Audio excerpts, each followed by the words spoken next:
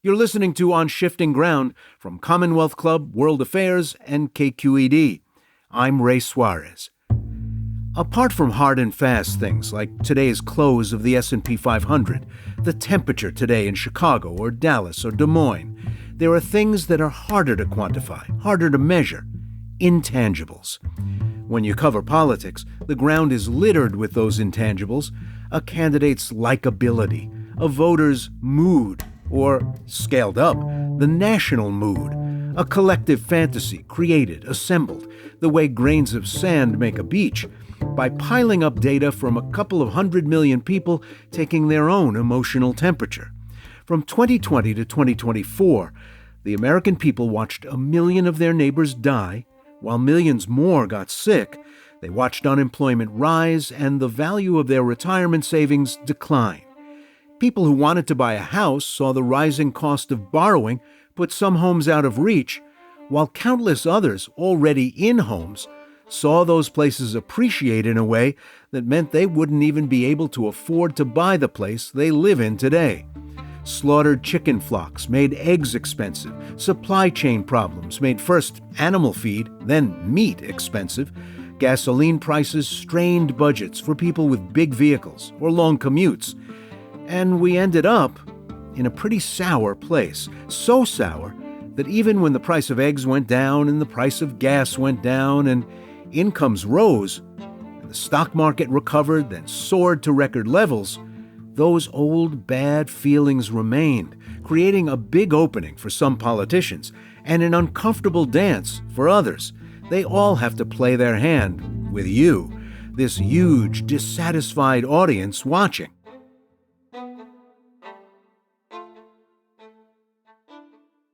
Americans feeling bad isn't new.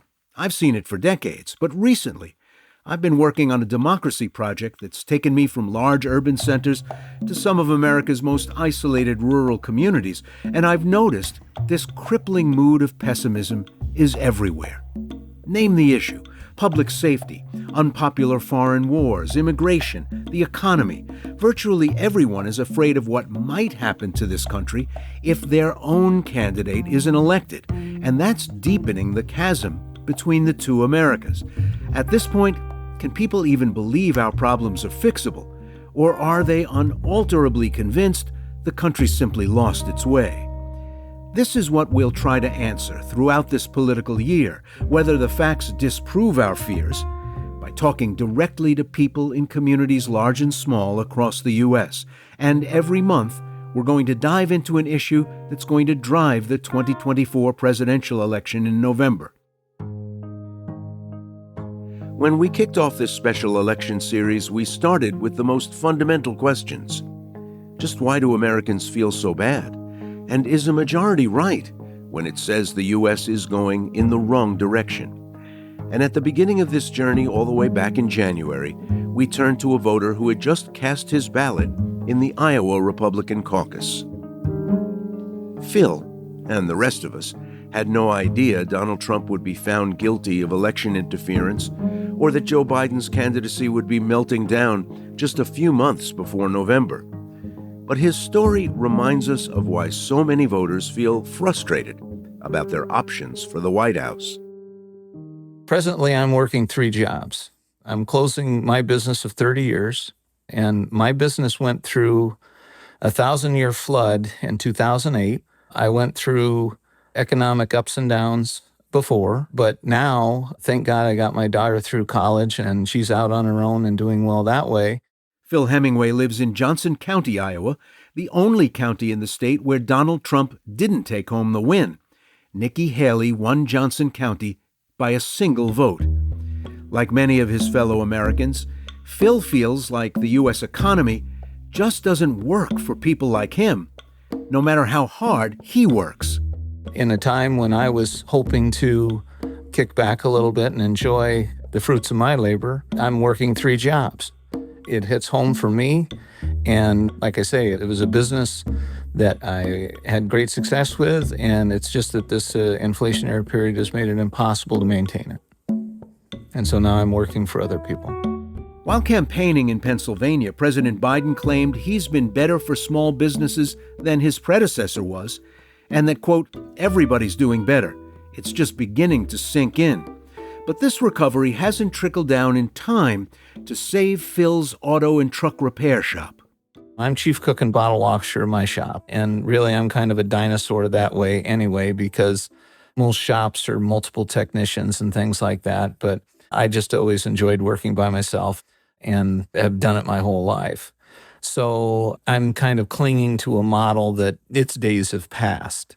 But the increase in borrowing money, the hyperinflation that I'm encountering with commercial property is killing me. And I'm not in a position where I'm going to kill my customers to keep myself afloat. If things come back and I can build or find something more economical to run my business out of, I'll open it up again. But right now, I've got to shut it down and sell off. Inflation, high taxes, and a lack of opportunity has pushed this self-identified fiscal conservative to actively campaign for new leadership, someone that'll give blue-collar America and the workers like him a break. Well, I spoke at my caucus, and the first thing I said is the most important thing is that we get Joe Biden out of the White House. I would prefer that we get someone new, because I think the problems that we're facing is going to take more than 4 years. It's going to take someone who has the potential of being there in the office for 8 years. And I don't think our country is well served by this constant flipping back and forth from the extremes, because it seems like there's nothing in the middle. So I really feel that we've got to get new blood and change the direction of our party and change the direction of our country. But as the prospect of a Biden-Trump rematch becomes increasingly likely next November, Phil may have to choose between what he considers two very flawed candidates. I've held my nose to vote before, and it won't be the first time. There's a saying that tough times don't last, but tough people do. And I've experienced tough times and things of that nature, and I know that that's part of life. It's part of growth. When I was younger, they said it adds character, but I feel I've got enough character now. We can laugh about it, but I think it's more than just saying it's just a blue period or something like that. I think there's some general cynicism with the system and with government and things like that. And we need some true leaders that aren't interested in their own personal gain or their own personal egos, and are true statesmen and work for the betterment of the people of our country, everyone, not just the elites and that, but the working class and all our citizens. Americans from the largest urban centers on the coasts to the smallest rural towns are deeply pessimistic about the state of the nation. And on both sides of the political aisle, there seems to be a disconnect between what people want and where they feel the country's headed. I think just the whole coarseness of our society has gotten worse as the decades go by, which is unfortunate, just in the language and the way people interact with other people. But I try to be optimistic. I try to look on the bright side. I think I went to my first caucus when I was in elementary school with my parents. So yeah, if you're not involved, you got no reason or right to complain. Because if you really want change, you got to be willing to put yourself out there. So what will it take to get the political leadership that voters like Phil Hemingway want? And are things really as bleak as people perceive them to be? To help me get to the bottom of these questions, I'm joined by Dante Chinny. Dante Chinny is a reporter, data analyst, and director of the American Communities Project at Michigan State University. The American Communities Project has embarked on a 3-year study of American fragmentation, funded by the Robert Wood Johnson Foundation. I'm one of the reporters working on the project, just for full disclosure. Dante Chinny, welcome to On Shifting Ground. It's great to have you. Well, thank you for having me in, and that's a good disclaimer to put out there. I want to begin with the recent national surveys done for the American Communities Project. They ask a lot of interesting questions. What are the trends that you see in the data that might have surprised you or unlocked some things for you in trying to understand the country as we enter a campaign year? I think a couple of things that jumped out of the survey were interesting. First, I think everybody knows the country feels extremely divided right now. But I was kind of surprised that we asked a series of questions about just basically agree, disagree questions, cultural questions, economic questions. And there was more agreement than I thought we'd see on some questions. A couple in particular about the economy is rigged for the rich. And everybody agreed with that question. Look, we have these 15 different community types we look at, and they're really different.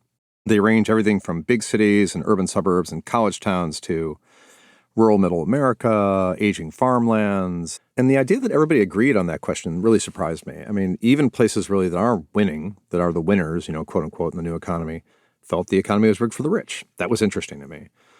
There was also something really fascinating, which was we asked people whether their lives were on the right track or wrong track, whether their community was on the right track or wrong track, and whether the country was on the right track or wrong track.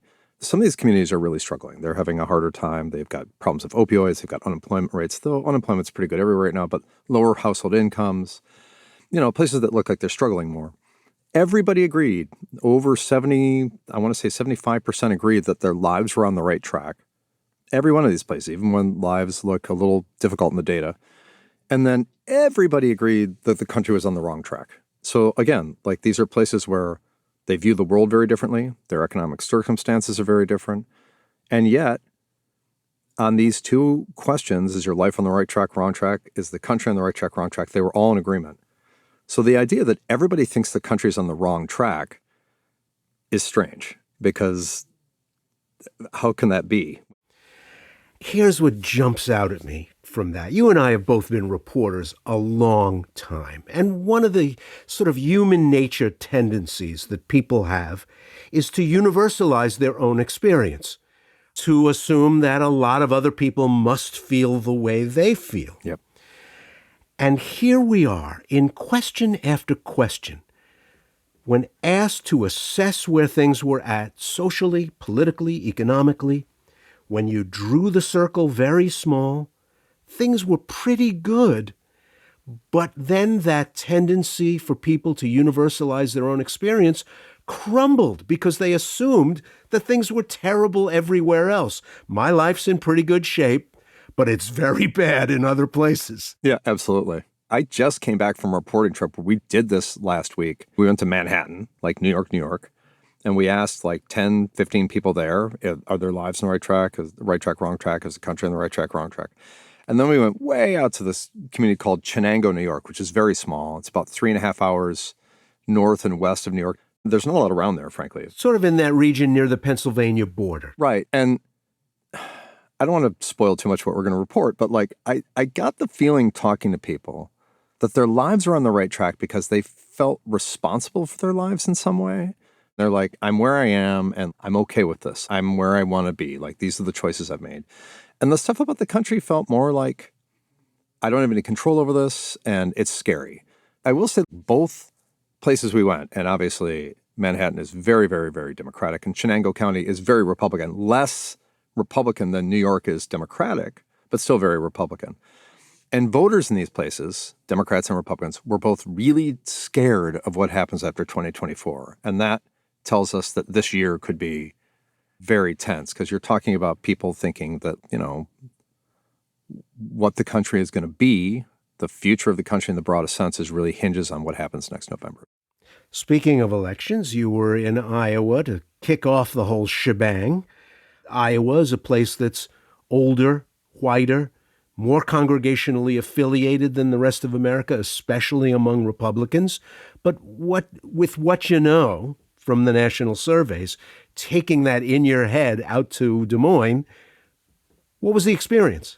So I didn't get there. I did not get there for this election. I went through the data from the election. Okay. I've spent a lot of time in Iowa. So when I see election results come in from Story County or Johnson County or Sioux County, I know what those results mean a little bit. And my two big takeaways out of Iowa and going into 2024 are, first of all, nobody turned out, which is interesting. Now, my question is that a function of the cold, or is that a function of something else, a function of lack of enthusiasm?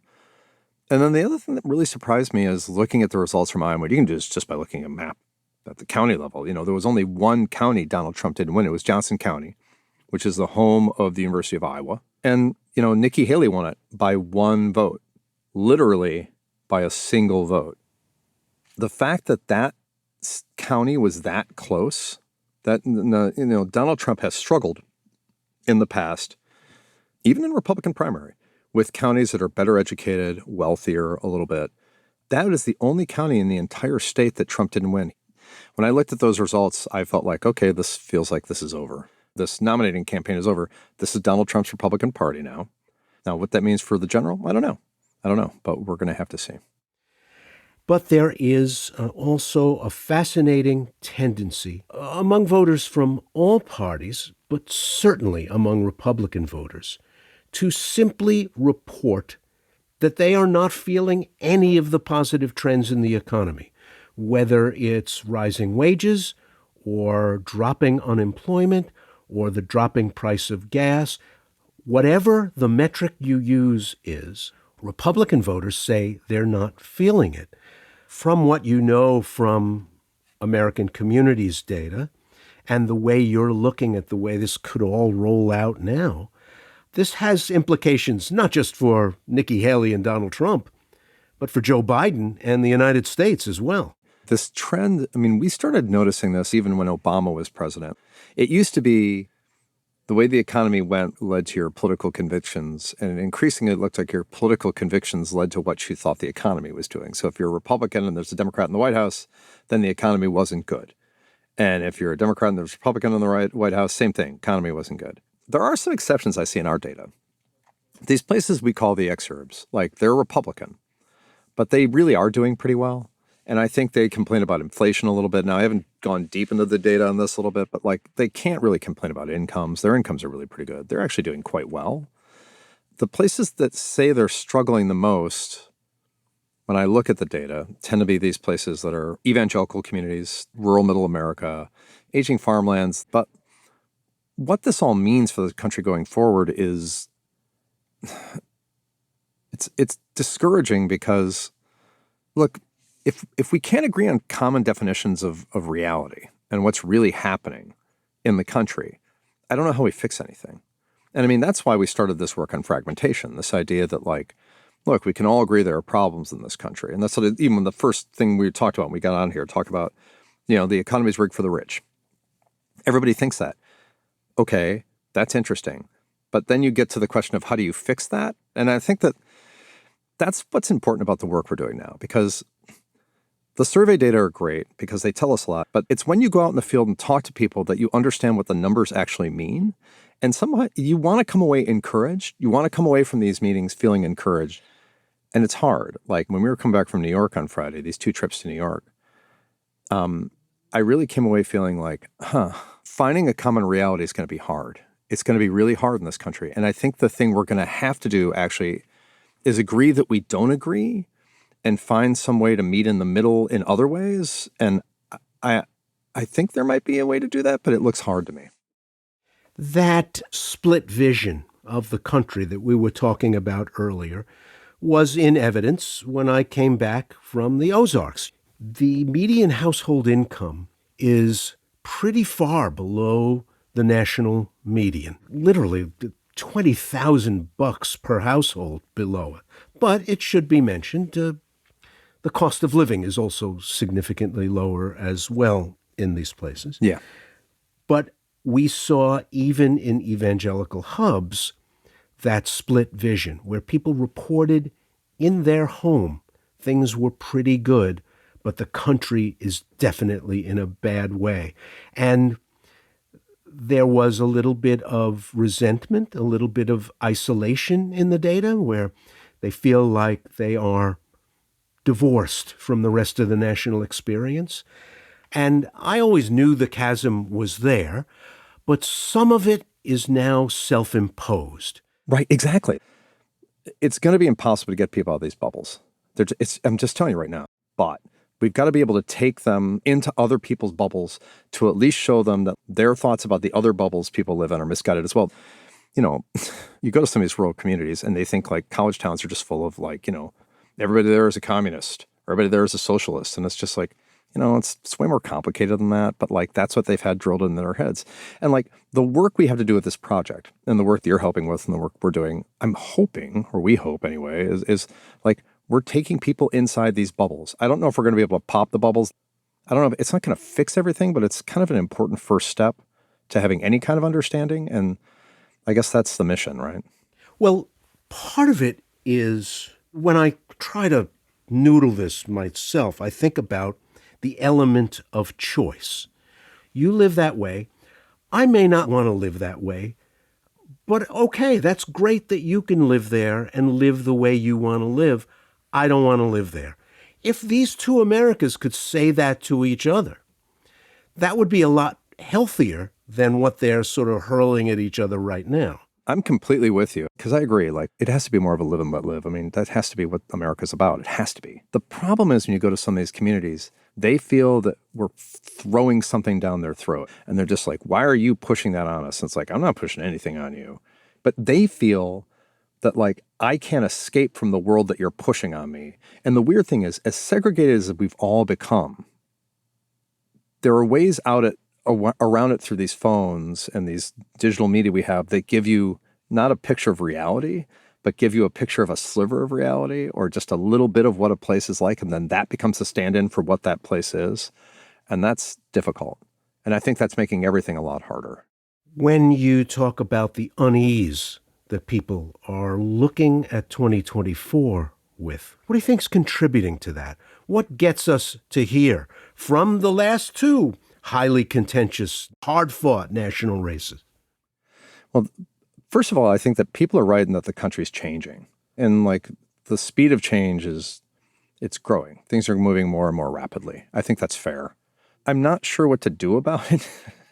I'm really not sure what to do about it. Is it even a do thing? Or just sort of baked into the cake? It's right. It feels like it's baked into the cake now. And I feel like when you see things moving this fast, and I see them moving fast, and I think like when that happens, you feel this election as my one way to kind of have a vote and try to steer the ship in a different direction. And if I don't, this way it's going scares me, right? And that's really hard to overcome.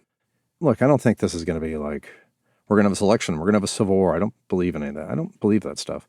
But I do think it's going to get a little, I don't know, it's going to get a little tense over the next 6 months, a year. Like every election, and I think we're going to survive it. But like, I look at it and like, it's not going to be a lot of fun sometimes.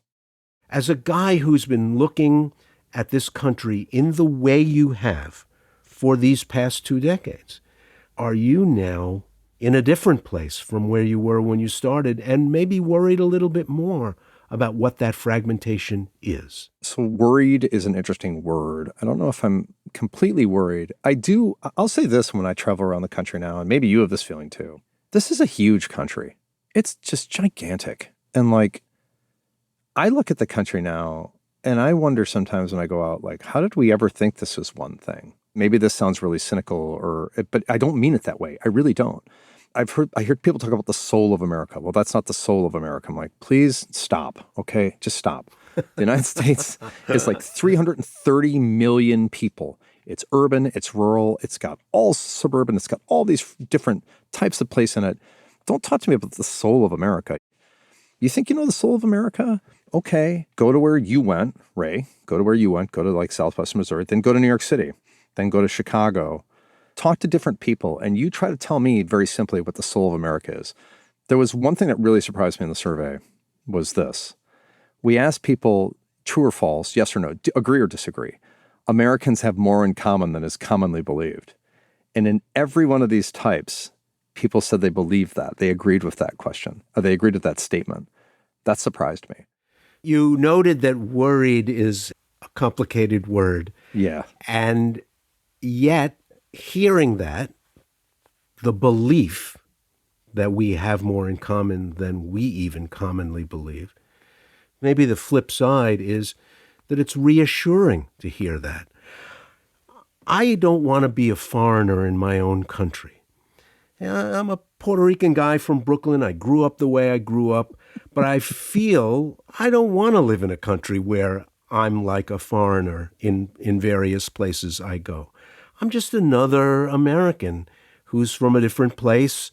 And yet, for all that, I'm cheered, let's say, by the fact that people still think we have more in common than is commonly believed. At least it's a place to build from, no?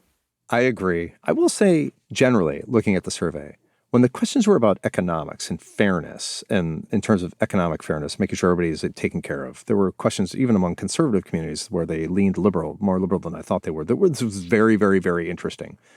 Where the stuff all fell apart was culture. When the questions turned to culture, religion, it used to be what? God, guns, and gays. Now it's like God, guns, and gender, right?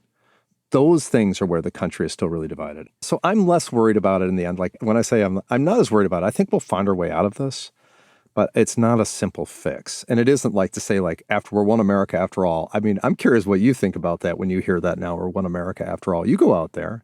Does it feel like we're one America after all? Well, I think not so fast. But I still want to believe it. Same here. No, I still want to believe it too. I want to believe it too. And I think there's hope. I'm not putting it that way, but it's just, I think sometimes we fall back on platitudes. Like we really are just one American family. And it's like, yeah, okay. Well, maybe we're a very big, complicated family, but it's not simple. Dante Cini is a data and political journalist. He's the director of the American Communities Project, which is based at the Michigan State University School of Journalism. He's the co-author of the book, Our Patchwork Nation. Great to have you with us on Shifting Ground. Thank you for having me, Ray. It's fun.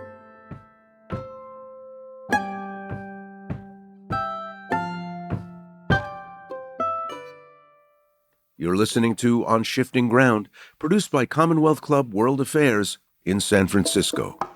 After the break, will our frustrations with political leadership force action for change? Or have we already grown too far apart? Writers Anne Applebaum and Ian Bremmer weigh in on what it will take to make Americans care again. If you missed any part of this episode or want to catch up on other international stories, download our podcast on Apple, Spotify, or wherever you get your podcasts.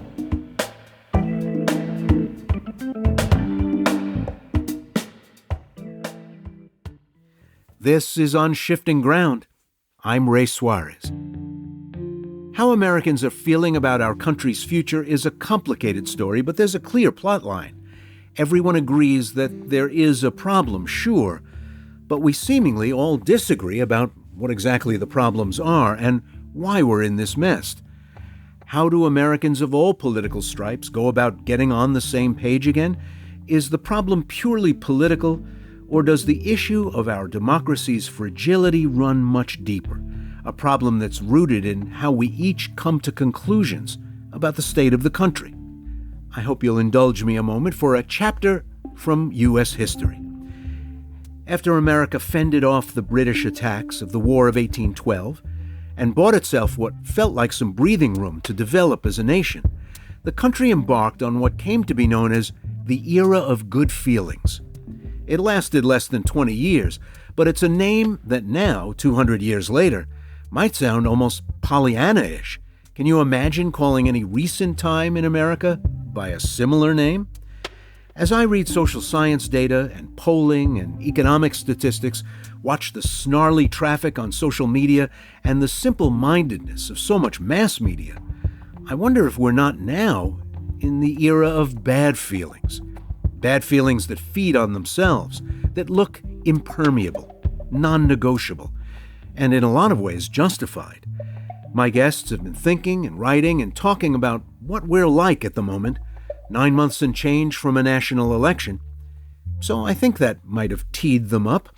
Anne Applebaum joins us now, Pulitzer Prize winner, author most recently of The Twilight of Democracy, and a staff writer for The Atlantic, and Ian Bremmer, founder and president of the Eurasia Group, author of The Power of Crisis, and a professor at Columbia University's School of International and Political Affairs. Anne and Ian, I'd like to begin with all the challenges the U.S. faces around the world, but more importantly, is there one brewing here at home that we can't ignore, and how would you define it? The way we have defined it, we look at the risks in the world, around the world every year at the beginning of January. We've done it for decades now. This year, we described our top risk as the United States versus itself. We have these wars between Israel and Hamas and Russia and Ukraine, but this is perhaps the most impactful war. Not a violent war. at least hopefully not one expecting. But nonetheless, a war of disinformation, a war of tribes, a war where the people involved see each other as a principal enemy, where there's no efforts to resolve it diplomatically. There doesn't seem to be any near off-ramp, and one that has huge impact, not just for the future of democracy, but for the future of the way we think about our geopolitical order. Anne? I would add to that we are also at risk of losing faith in the idea of America. And we are really a unique nation in this sense that we are not bound by ethnicity. We are not bound by blood. We are, to some extent, bound by history, but people come to the United States with very different histories and pasts. We are not even bound by a sense of place. We're a nation of people who move around a lot. The one thing that has bound us together is an amorphous idea. And sometimes the idea was really more aspirational than real. It was an idea about democracy. It was an idea about freedom. It was an idea that there were great things we could do together. Sometimes it was an idea about exceptionalism. America is the greatest nation or the best nation, or sometimes almost the opposite, that America is a nation that constantly needs work. But nevertheless, there was a sense that people of the various different tribes and of the various different ethnic backgrounds and the different geographies were working together with that idea in common. And it feels now like that's gone, that people have a very different idea of what it means to be American. They have different goals for the country. They now have radically different ideas about what America should do in the world. And you have this profound sense, I think, of disappointment. People are disappointed with what the United States is. They would like it to be something different.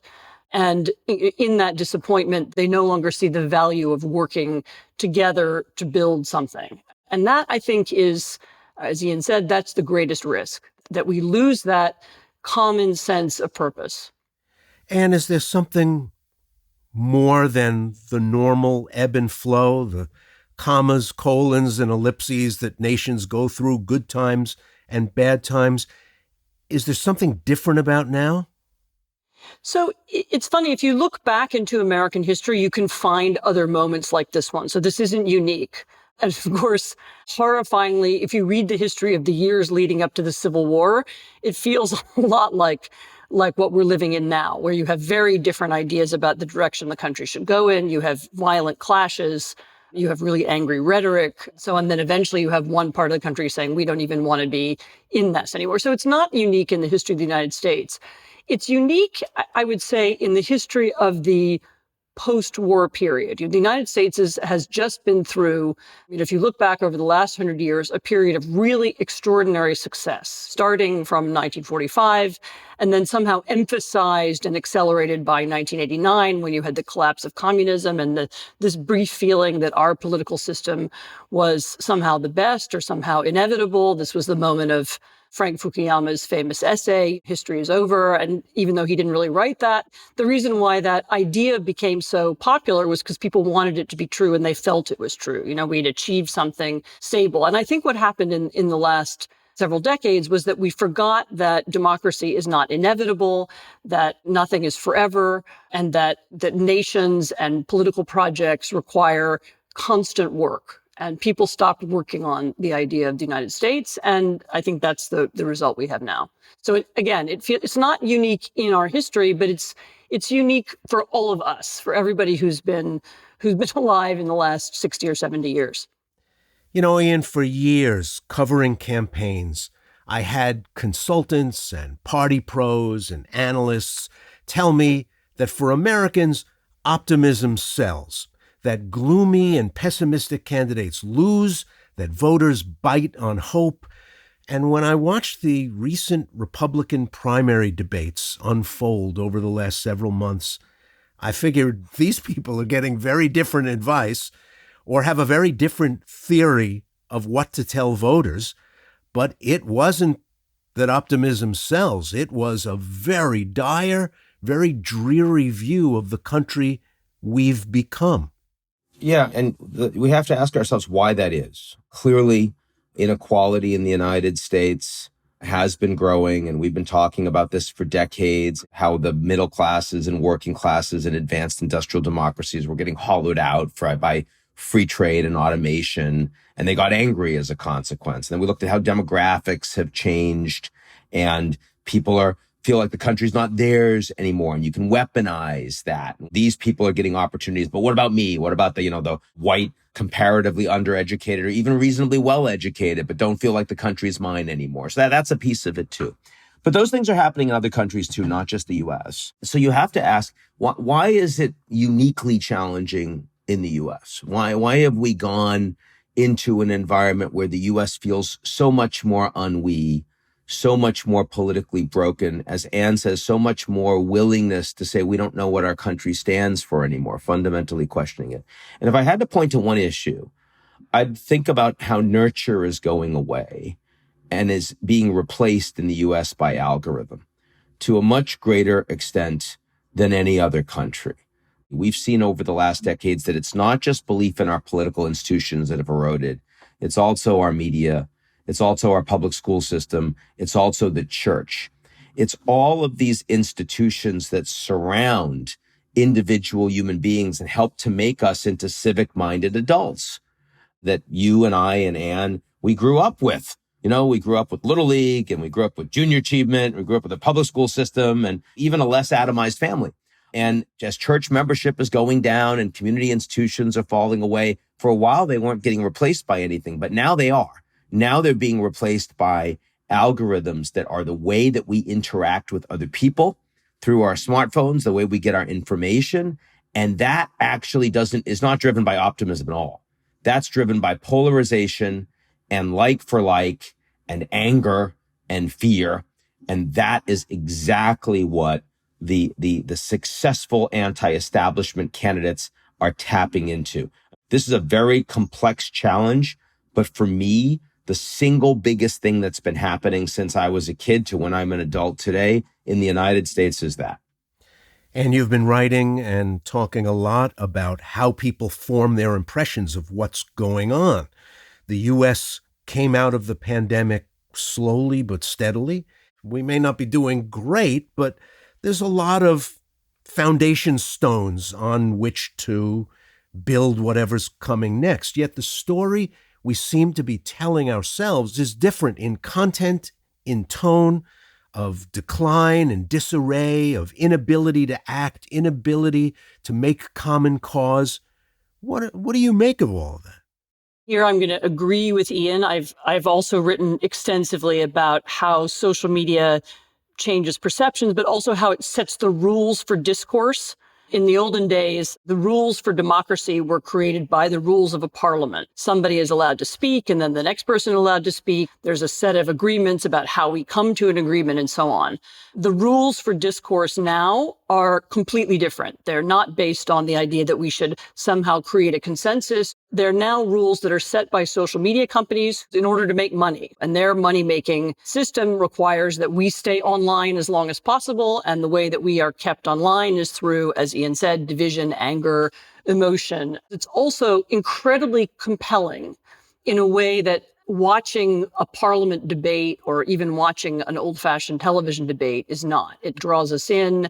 It's tailored to us so that the issues that are offered up in an emotional way are ones that the algorithm knows we care a lot about. And that has created a kind of false reality that is more real than the real reality. So the version of America that you see on your social media, which, by the way, is different from everybody else's social media, is more real and more interesting and fills you with more emotion than what happens when you walk outside and walk down the street. And that, I think, is an enormous change that none of us have quite got used to yet. And is this no longer an argument between left and right? The fact remains there are now disturbingly large numbers of Americans who are ready to say, well, we did that. We did that for a long time, and it may have even worked, but no longer appropriate to the era. You've got to have somebody in charge. Is democracy something that we're flirting with giving up on? The old meanings of left and right have now disappeared completely. All the things we once associated with the right, small government, aggressive foreign policy, however you want to characterize it, all the things we once associated with the left, many of those things are also gone. I wouldn't say the parties have switched places. I would just say that the nature of the political debate has changed. And you are right that it has changed now into a line that divides between people who still believe in democracy and who still believe in the rule of law and people who are willing to dismiss it. And yes, I do think that there is a significant number of people in the United States, especially among younger people, who aren't entranced or appealed to by the idea of democracy and are perfectly willing to discard it or try something new, as you say. The previous part of our conversation where we were talking about this image of catastrophe and chaos and so on that people live in, I think that's the explanation for it. Because when you live in a situation where all around you everything is burning, where violence is possible, where things are falling apart, then yes, you need a strong man to come in and take over. Throughout history, if you look at after a moment of chaos in any given society, you very often have the emergence of a dictator, whether it's Napoleon emerging out of the French Revolution or Hitler emerging out of the chaos in Germany in the 1930s.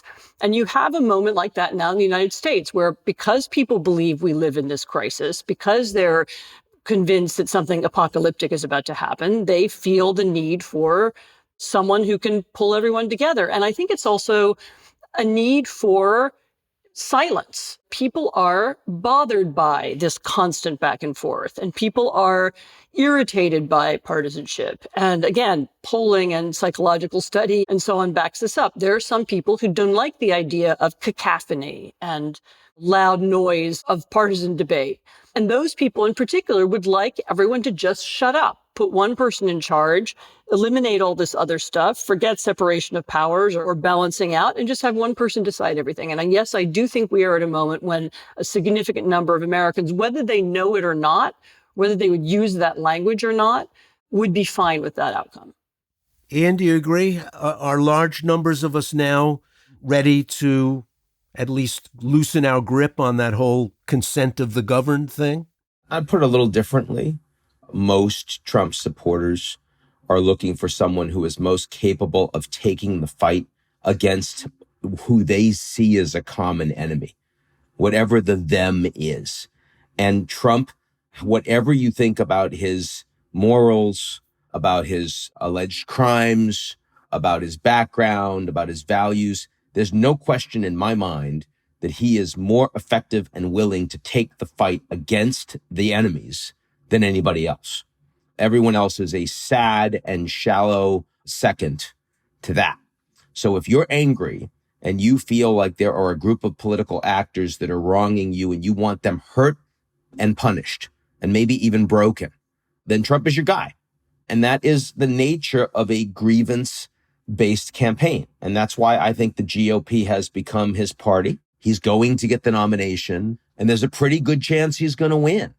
Right now, I don't have high confidence. We're 10 months away. Anything can happen, and probably a lot of things will because it's such a volatile and uncertain environment. But if you made me bet right now, Ray, I'd say 60% likelihood Trump actually wins. Even if I'm wrong, you can't say it's 20. It ain't 20. We know it can happen, and it can happen in an enormously uncertain global environment and also a very different domestic environment. 2016, Trump wasn't driven by vindictiveness and revenge.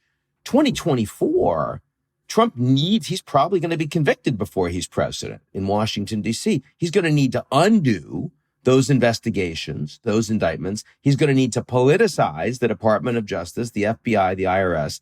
And as a matter of top priority, he's going to be going after his political enemies. That will have a chilling effect in this environment on what it means to be able to speak freely about your political views, what it means to be a legitimate political opposition, how one can engage in a country with rule of law. I think that's a really big deal, and it might well be permanent damage to the U.S. political system. That's what I think we're talking about here.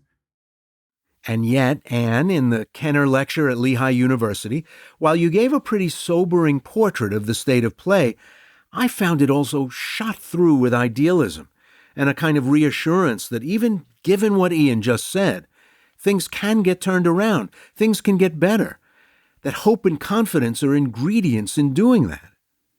And I got to tell you, it was cheering to see Anne, the chronicler of the Soviet Gulag, someone ringing the alarm bells about the way disinformation is eating away at our institutions, speak up for hope. There's always hope. And not only that, I feel professionally obligated to present hope, because who am I to tell younger people that everything's finished and it's all over? I mean, it's never all over. Everything that happens tomorrow depends on what we do today. In fact, I think one of the great mistakes we made over the last several decades was our assumption that democracy is inevitable and American power is inevitable and the transatlantic alliance is inevitable. We don't have to really work on these things because the arc of history is bent in such a way that they'll always be there. But equally, there's nothing inevitable about Trump winning. There's nothing inevitable about if he wins, America slides into dictatorship. There's nothing inevitable about loss or damage of any kind. And announcing that we can't cope with it, it's too much, and I'm in despair, that's what the authoritarians want you to do. That's what authoritarian propaganda is designed to do. It's designed to make people feel nihilistic, to make people feel incapable, and to make people apathetic. That's what Putin does in his language. That's what Trump does in his language. You know, I will fix it. I can take care of it. You don't have to do anything.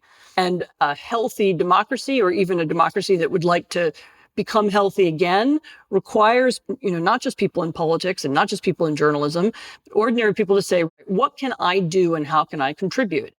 I'm hopeful too, but going back to the original part of our conversation of why this is happening, if we're not addressing the underlying reasons, it's very unlikely that people are going to engage in the constructive ways that we would like, that we would hope for. Now, I've been very pleased to see that we in the United States are starting to invest meaningfully in hard infrastructure again. All of that is good. We are not investing in civic infrastructure. We are not investing in the institutions that have eroded around us that make people no longer believe in the values of society, become Americans that believe in something that we can all be proud of. We don't have any sense of mandatory civic obligations or duty. Give people a year, young people, where they serve together in some kind of public good and engage together. I mean, the Israelis, of course, do this in the armed forces, young men and young women. It stays with them for life, but it doesn't have to be the military. It can be anything. The point is we don't do that.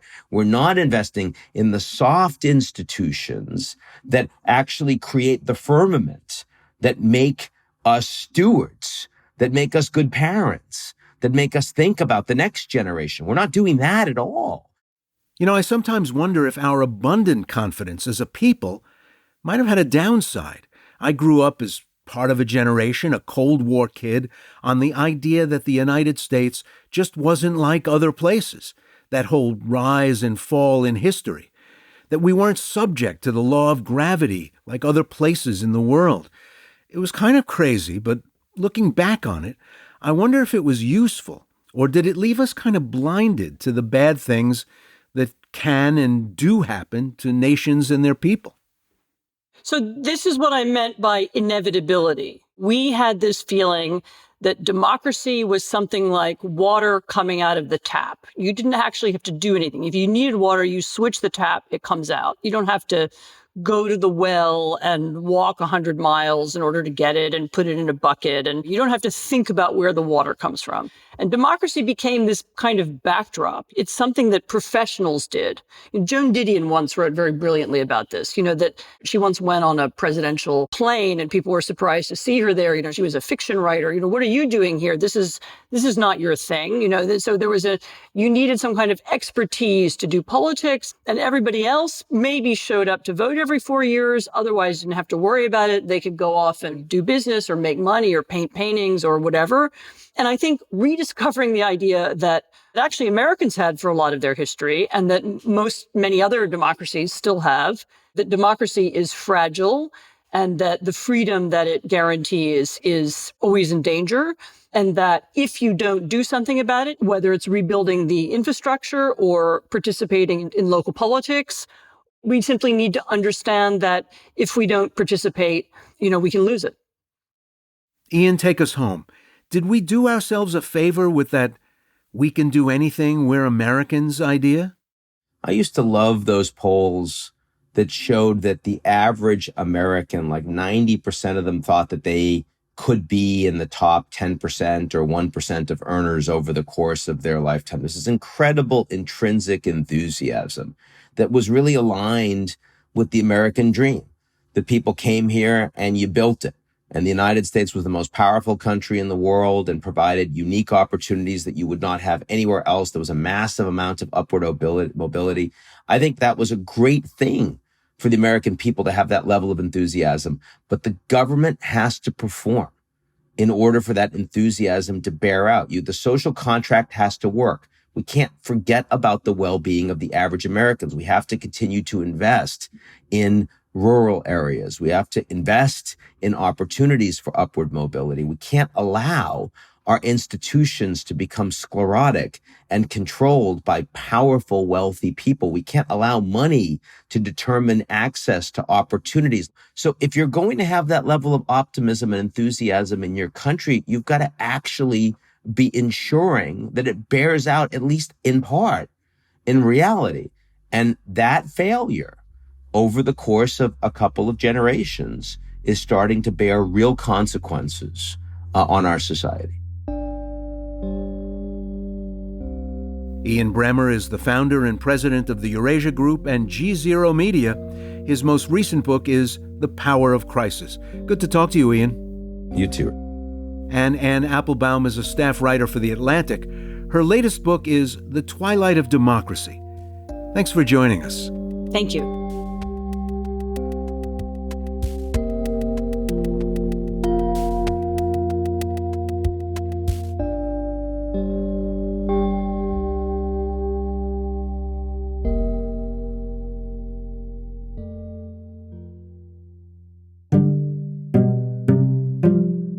You've been listening to On Shifting Ground, produced in partnership with KQED, with funding from listeners like you. Today's episode was produced by Sienna Barnes, Elise Manukian, and Matteo Schimpf. A special thanks to Holly Hart from KICI in Iowa City. It was mixed and mastered by Matteo Schimpf. Additional production and engineering were provided by Rob Spate. KQED's Jim Bennett is our technical supervisor. Jared Sport is our executive producer. Philip Yun is co-CEO of Commonwealth Club World Affairs. Our music is from Blue Dot Sessions. I'm Ray Suarez. Thanks for listening.